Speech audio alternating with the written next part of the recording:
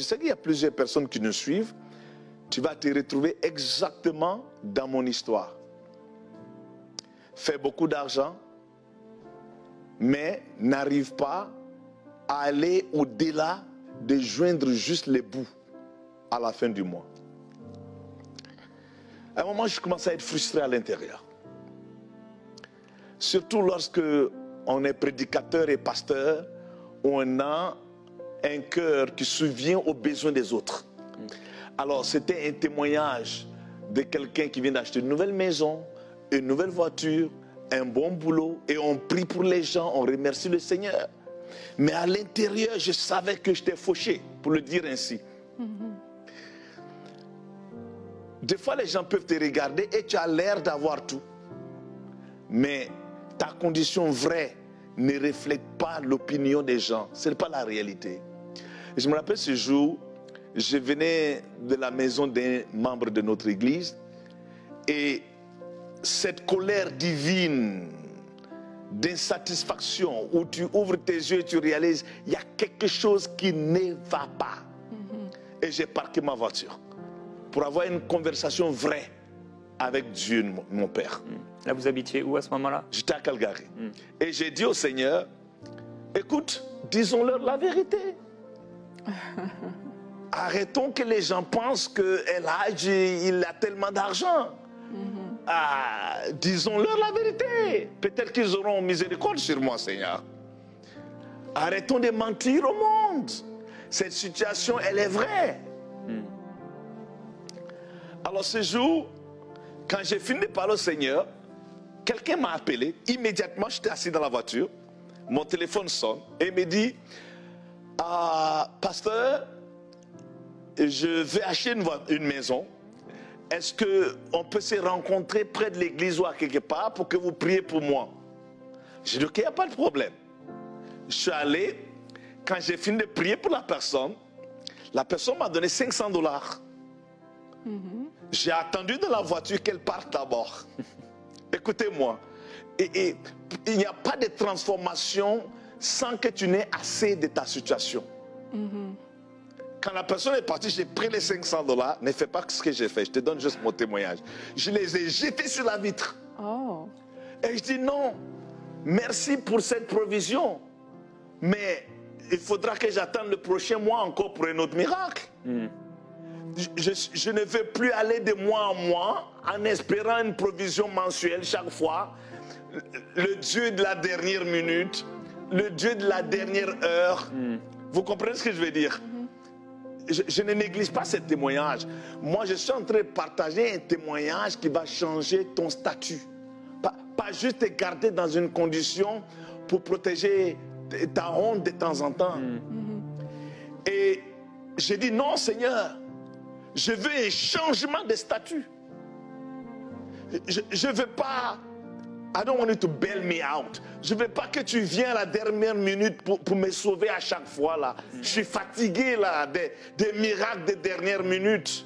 Je suis fatigué des miracles pour payer le dernier loyer ou quelque que ce soit. L'Esprit Saint travaillait en moi. Et j'ai ramassé les $500. Et je suis allé m'acheter un uniforme militaire. J'étais dans le mood là. Parce que vous étiez déterminé. Il y a certaines, écoutez-moi, il y a certains changements qui demandent une guerre. Ça demande une guerre. Ce jour, je suis arrivé à l'église, ils ne m'ont pas reconnu. C'était comme un Navy SEAL là, un agent spécial des forces armées qui venait d'arriver, commandant. Et j'ai prêché. Pendant la prédication, c'est là que quelque chose s'est passé.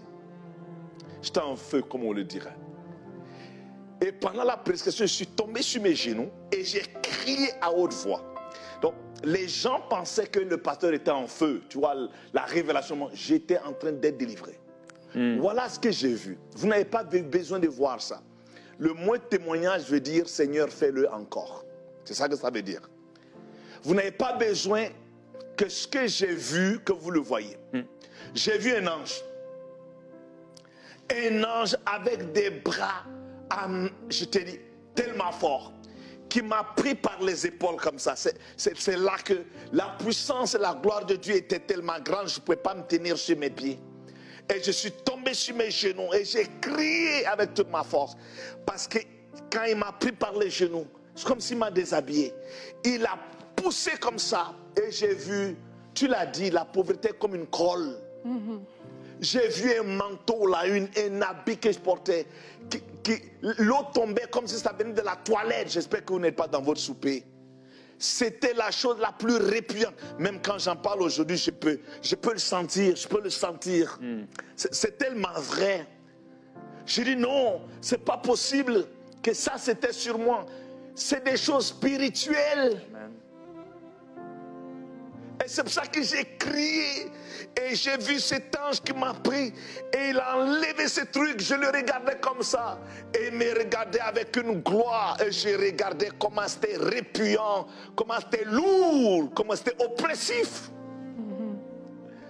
Et j'ai commencé à pleurer. Et les gens, ils pensaient que j'étais en feu. Et puis d'autres choses. Ils ne savaient pas que je venais de profiter de la bonté, de l'amour de Dieu à mon égard, pour me délivrer. Je dis bien délivrer de ce manteau de pauvreté, qui est un manteau de lourdeur, d'oppression, de honte, qui te traîne dans la boue. Il t'enlève même ta parole. Tu perds ton audacité. Tu deviens à la merci des circonstances et des temps et des hommes. Et là, je me suis assis sur les escaliers qui descendent de l'hôtel. Et j'étais en larmes complètement. Et le Seigneur m'a parlé là. Et il m'a dit, à partir d'aujourd'hui, tu ne devras plus un sou à un système, banque ou qui que ce soit sur cette planète. Première parole. Je tremblais. Je suis sorti de là, rendre un peu le témoignage court. Quelqu'un m'écrit un chèque d'à peu près 620 000 $. Plus d'un demi-million. Dans cette délivrance, la semaine qui a suivi, mon immobilier, mortgage, Le prêt hypothécaire. prêt de ma maison, complètement payé. Toutes mes dettes, de A à Z, libérées. Écoutez, je n'ai rien fait d'autre. Quand ce manteau a été brisé et enlevé sur ma vie, ce qui m'appartenait, que le ciel avait alloué à mon nom et à ma famille, ont commencé à devenir une réalité sans que je ne fasse quoi que ce soit. Je crois qu'il y a plusieurs personnes dans l'église de Dieu qui sont victimes du même manteau que j'étais victime. C'est spirituel. Et pourtant, j'étais généreux. Je donnais à tout le monde. Et pourtant, j'avais un grand cœur. Mais je savais qu'il y avait quelque chose. Parce que ma Bible me dit que je dois être béni pour être une bénédiction. Pas juste attraper à chaque fois le mois ou couvrir les dépenses. Mais c'est comme ça la plupart du peuple vit. Ça, c'est inacceptable dans le concept du royaume. Je le dis et je vais le redire. On doit repentir de la pauvreté, de la même chose que nous repentons de l'immoralité. Nous devons haïr la pauvreté en tant que chrétien. Je dis bien haïr, c'est un mot fort, mais s'il y avait plus fort que ça, je l'utiliserais. C'est quelque chose que nous devons rejeter complètement. Briser tous les mensonges. Moi, je me disais, Dieu c'est bon, tant que je le sers, je n'ai pas besoin de grand-chose. Il répond juste à mes besoins. Non, non, non. Je suis appelé enfant de Dieu après le type d'Abraham, béni pour être une bénédiction. C'est ça mon témoignage.